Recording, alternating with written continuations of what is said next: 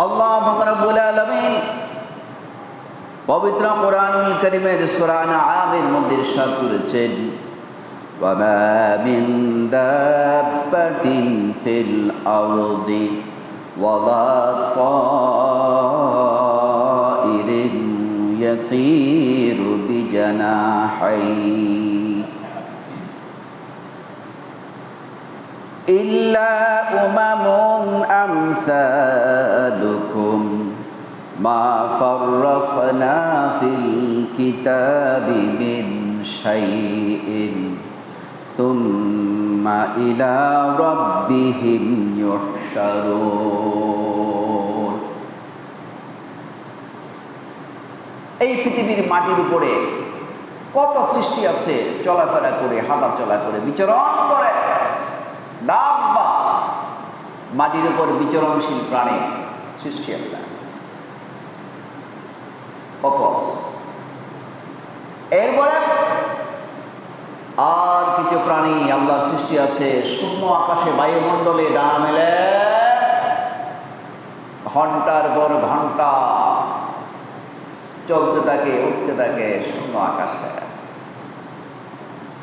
আল্লাহ রাব্বুল আলামিন বলছেন, বান্দা সব সৃষ্টিও তোমাদের মতো এক একটা জাতি। ধীরে ধীরে বলি সুবহানাল্লাহ। এক একটা জাতি। মানুষ যেমন এক শ্রেণী, এক জাতি, মানুষ মানব জাতি, ঠিক আল্লাহ রাব্বুল আলামিনের এই জমিন কিংবা আকাশে যারা বিচরণ করে চলে, শূন্য আকাশে উড়ে বেড়ায়, তারাও মানব জাতির মধ্যে এক একটা জাতি। সুরে সুরে সুবহানাল্লাহ। সব আল্লাহর সৃষ্টি, আর কারো না।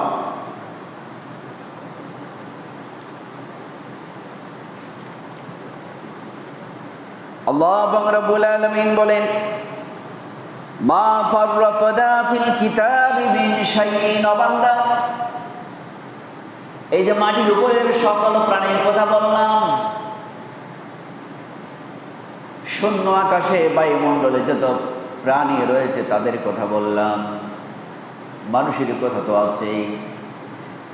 এমনি ভাবে সকল কথা আমি রব্বুল আলামিন আমার কিতাবের মধ্যে, কোরআনের মধ্যে আমি রব্বুল আলামিন বর্ণনা করে দিয়েছি, উল্লেখ করে দিয়েছি। সুরে বলি সুবহানাল্লাহ।